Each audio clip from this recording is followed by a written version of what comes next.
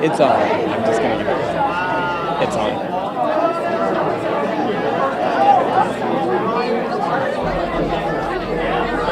Hello, everyone. We're going to get started in 2 minutes. In 2 minutes. So if you could start making your way to find a seat. Thank you.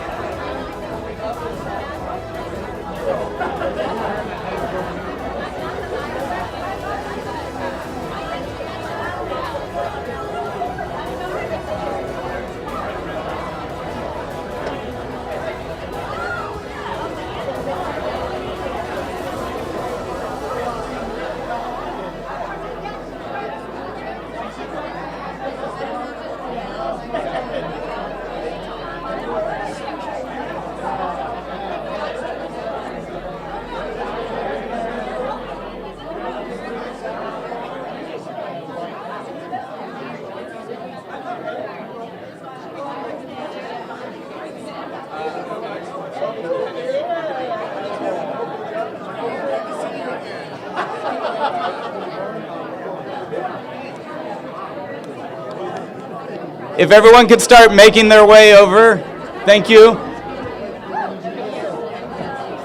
Thank you, Susha. Thanks, guys.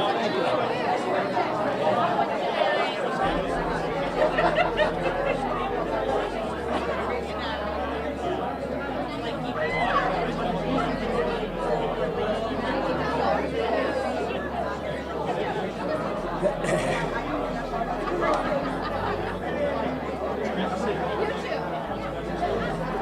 There's still plenty of chairs over here. We don't follow directions. We were saying, I think Shannon said it best, it's not a newscast, so we don't have to start right at 12, but thank y'all. There's still some seats up here if anyone wants to sit down, seats back there. All right, first of all, can everyone hear me okay? Yes? Great. Okay, Susha. Welcome, or for many, welcome back to KVUE. We are honored to have you here. There is an interesting quote by Mark Twain that says, "There is no such thing as a new idea. It is impossible. We simply take a lot of old ideas and put them into sort of a mental kaleidoscope. We give them a turn and they make new and curious combinations."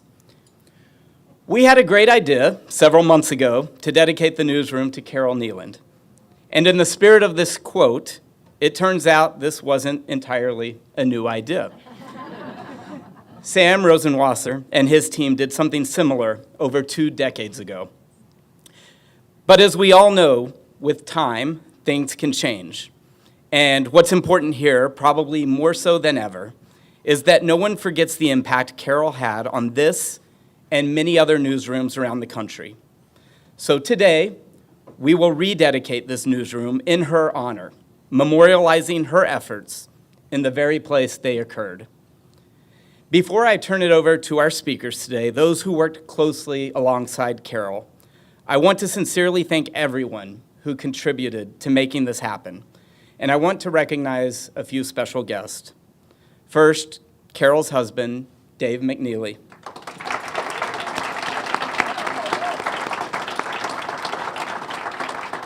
And her stepdaughter, Mariposa McGriffey. Secondly, I would like to recognize several TEGNA members who traveled to be here, including Ellen Crook, Eric Valadez, Brad Ramsey, Joan Barrett, Carolyn Mungo, Tom Curry, and Jack Acosta. Thank y'all for being here. And lastly, I would love to recognize the KVUE employees who not only had the opportunity to work alongside Carole, but continue to pour their hearts into KVUE even today. John Gusky, I'm looking for people now.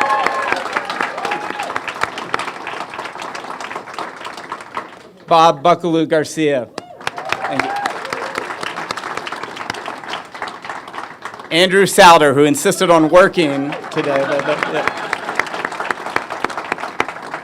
Jim Carson, who couldn't be here today and is sadly retiring in 2 weeks, but his daughter works here now. So Allison, on behalf of Jim. Kevin Sukup, is he around? Kevin, yes.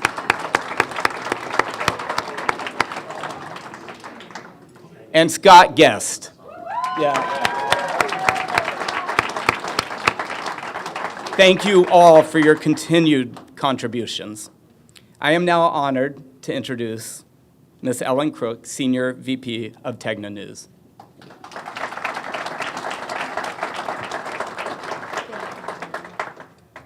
Thank you, Byron, and to Carolyn's family and friends. On behalf of everyone at TEGNA, we are so incredibly proud to be part of this day. You know, dedicating this newsroom to the visionary leader, Carole Kneeland, is a powerful act of leadership in itself. So thank you very much for doing that.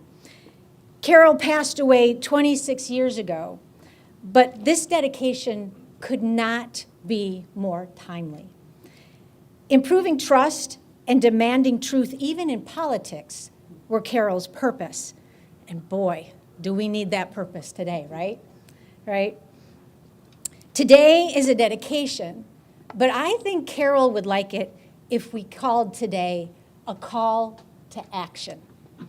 I never got a chance to meet Carole, but she had a huge impact on my career. I became news director in 1993. I was 12, right?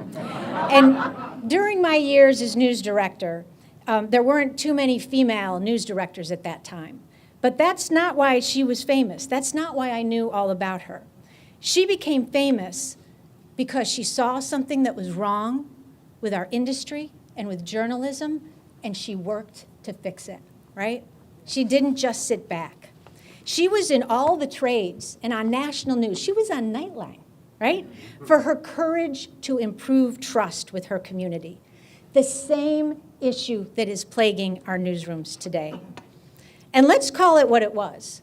Her work was controversial, right? Not everybody agreed. She believed one way to improve trust with our audience was to add compassion, restraint, and context to crime coverage. These are the exact same conversations we are having almost 30 years later. Everyone had an opinion then. Not everyone agreed, but Carole stood strong. She had an enlightened vision and a purpose that was bigger than just pleasing the critics. She had a calling. She said to her newsroom, this newsroom, let's be better. And she didn't point fingers and blame others. She got to work. And she created this call to action for journalists all across America, and we stood up and we listened to her. It makes me wonder what our industry would be like today if we had had Carole for these past 26 years. Would we be in this war against trust in journalism if we had Carole leading the charge? If she was here with us today, she would be asking all of us, and especially those who currently work in the KVUE Newsroom, what are we doing about this lack of trust? This dedication to Carole Kneeland, for it truly to be a dedication in her honor, it cannot end today, after the speeches and the guests leave and the cake is eaten, right? It has to begin today. It begins with each of you working in this newsroom and each of us asking ourselves to look ahead. And think about this. 26 years from today, what will your mark be? What will our mark be? What will the next generation of journalists standing in this very newsroom in 26 years from now be saying about what you did and what we did with our time? It needs us to think like this now more than ever. With the erosion of trust in journalism, we need brave souls like all of you who are still committed to working in journalism to be inspired by the soul of Carole Kneeland and to fight to get that trust back. TEGNA is here to stand beside you and to support all of you because we know that with Carole Kneeland's call to action, memorized and thinking about it today, guiding you, we truly believe that KVUE's Newsroom's finest hour is yet to come. Thank you. Thank you so much.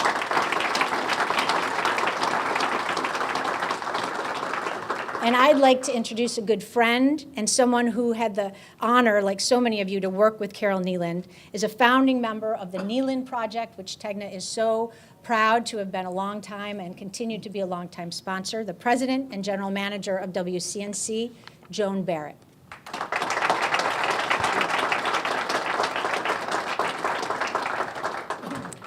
Well done, Ellen. Great words. I'm going to do a blurt, as I say. I remember Carole talking about the crime project and saying, you know, if what I get fired for is because I tried to put less senseless crime in our newscasts, I can live with that. And that was kind of Carole, right? I worked here at KVUE for 5 years, back in the early 90s. I see a lot of you here, and I've got to say hi to a lot of you, and so that's a treat. And thank you all for making time to come to this. It's so appreciated, and what you do and what you've done in your careers. Carole, I learned a lot from Carole. She certainly shaped me as a journalist, as a manager and leader today, and even as a person. She really helped form, I think, and I heard Alan Berg say, it changed the direction of my career. And she really did that for a lot of us, me included. I I was actually hired while Carole was news director, but she was out on her first cancer leave, and the indomitable Bob Buckaloo is the guy who brought me to Austin as the 10 o'clock producer way back when. She was kind of facing her first cancer battle at the time, and I came in here as the 10 o'clock producer. Carole believed a lot of things. She believed that news is vital to democracy, that what we do as journalists is really important, and that we cannot have a thriving democracy without a fair and strong press. She believed that if you produced quality journalism, people would watch and the ratings would go up, that we didn't need shticks or gimmicks, that we could just actually produce great journalism. She thought there was an obligation of some sort because we made a lot of money, as companies still do, on political advertising. And so she embraced an idea that Alan Berg had, which was to truth test political ads. And we were the first television station in the country to truth test political ads. I remember her the next year going to CNN and teaching CNN about that concept. And that is still done in newsrooms across the country and even by networks, right? She believed that newsrooms should be set up and built to foster a communication and great workflows. Do we all remember back in the Action Shack where we had to flip the ends of the newsroom because it made more sense on where we were sitting and everyone was ticked off about it? And she was right, it did work better. Mentioning the Action Shack. The Action Shack, so this beautiful section of the building, all my former folks know what I'm talking about. We lived in 2 double-wide modulars on the back of the building. Does anybody remember how many years? Way more than they planned. Yeah, it was supposed to be a year or 2, and it was like 10 or 12 or something, right? It was kind of ugly, but we were in the Action Shack, as we called it, the double wides in the back. And then we finally got permission to build this beautiful extension. And in Carole's collaborative style, she put the blueprints down on the table, she held meetings, she asked for everybody's input, she wanted you to write on the blueprints, like this should go there and this should be there. Because Carole, another thing she believed is that bringing people together led to better decisions, right? And that collaboration was really important in how she operated. She believed time off was a priority. She would take time off herself, 2 weeks, right? A news director, right? She said, because the first week you never unplugged, the second week you had to get there. And as managers, we actually laid out schedules a year in advance. So every January, our whole news team knew if they were working Christmas or if their vacations were approved, because she believed that people should have some control in their lives in this crazy business that we often can't control. She had a couple of sayings that I still remember. She would say, be fair, and fair doesn't always mean equal. She would say, put people over product. And when you do that, the product gets better when you put the people first. And she always said, it's never the wrong time to do the right thing. All these things, yeah, right? All of those are things that I have tried to live by as a person and as a manager and as a journalist when I lead teams. And it's also the concepts of what we teach now at the Kneeland Project. We hold these 2 workshops twice a year. We've been doing it since 1998 when Carole died. These group of ragtag journalists got together and we started a nonprofit and we raised $100,000 through word of mouth. We don't know how to raise money, right? We're journalists. And people, we don't ask for money. You salespeople, you go. But we did not know how to do that. And people who worked with her, people she covered at the State House, Dave sent notes out, legislators donated money, who probably didn't love her as a journalist, right?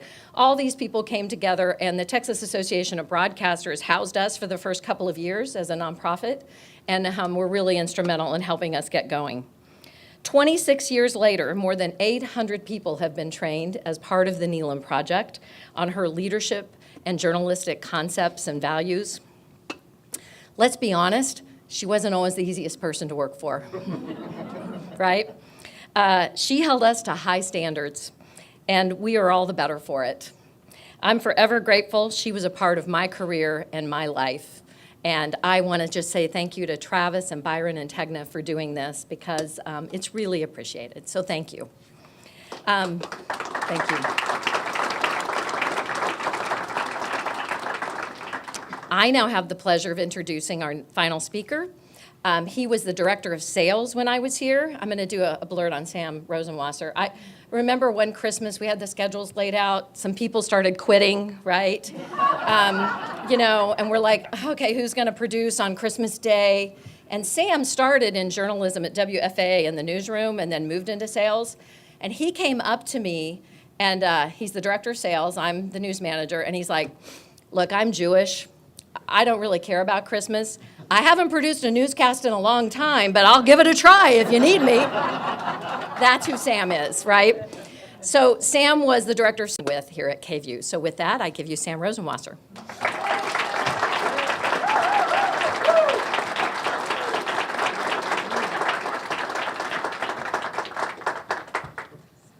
I hate being the last one to speak because you guys took all my very best stuff. When I joined KVUE, Joan Barrett was the assistant news director. And when it was announced that Joan was going to be leaving to become news director at KPNX in Phoenix, I remember walking up to her to talk to her about the big promotion. And as we talked, she made the comment, I just hope I can handle the excessive heat in Phoenix. And I responded, but it's a dry heat. And she said, so is my oven, but I don't put my head in it. But all this is to say that Joan was prepared for that next career move, thanks in a large part to the coaching and training that she got from Carole. Carole loved to nurture and grow people. And it wasn't just news people she did that with. 28 years ago, almost to this day, I stood in this newsroom as the president of Tegna, back then it was Gannett, introduced me to the staff as the new general manager of this station. Immediately after the announcement, Carole came up to me and she said, well, you'll be the third general manager I'm gonna have to train. Carole was never very shy about what she thought. But like Joan and Ellen, I learned a lot from Carole about taking care of people, being transparent, and striving for quality. I also learned about something that she called the megaphone effect. She said, as a general manager, you have to remember that any side comment, you have to think that you have a huge megaphone in front of your mouth. Because when you say something, I thought that was a great lesson. It served me well for my career. And I'm glad that Carole took the time to share that with me. We're standing in a newsroom that Carole Kneeland built. I don't mean with hammers and saws and all that, but she really built it. As you've already heard, she solicited input from the staff so that the newsroom would reflect, what was best for the organization. And it's actually, I think it's a testament to Carole and the team that she had back then that this newsroom looks essentially the way it did when it was built 32 years ago. I think that's a real good test. Carole was way ahead of her time, and you've heard about, the systems that she put in place. They were really common sense, but they were innovative, and they hadn't been done before. And Carole made it work. Those of you who are going to be attending the Carole Kneeland Project meetings over the next few days are going to learn a lot about those systems.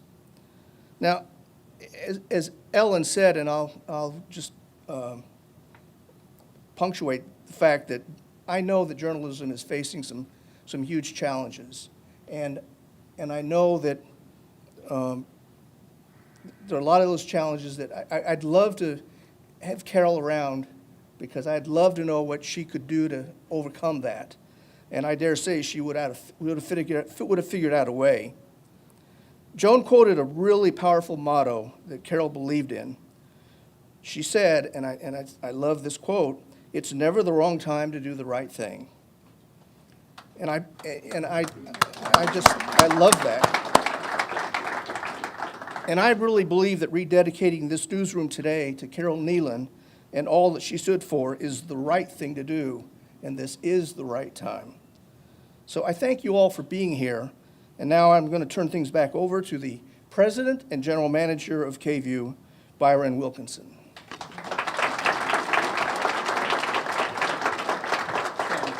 Sam. This is the unstructured part. Apologies.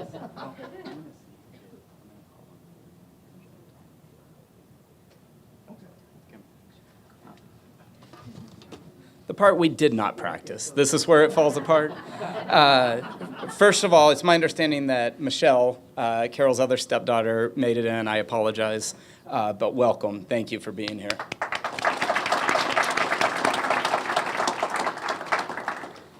So, we are now thrilled to announce the unveiling of the new Carole Kneeland Newsroom. And I am going to ask Sam if he will step over here, and Joan, surprise, I'm going to ask if you will step over here to these two black curtains, and we are going to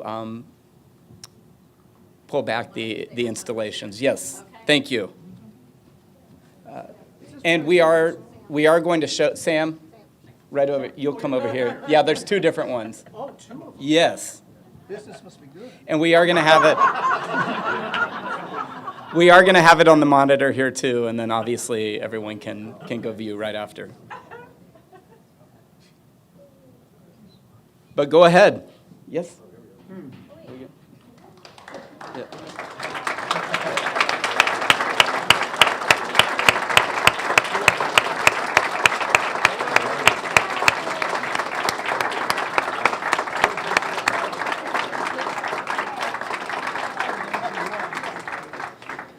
This concludes the formal dedication. Thanks again to everyone, but especially I want to thank, and of course she's probably working some, oh, there she is, Julie Fisher, for putting all of this together. We couldn't have done it without you. I encourage everyone to continue the celebration. We do have cake and food and beverages, and we will open up the courtyard. And thank you all again for being here. Thank you.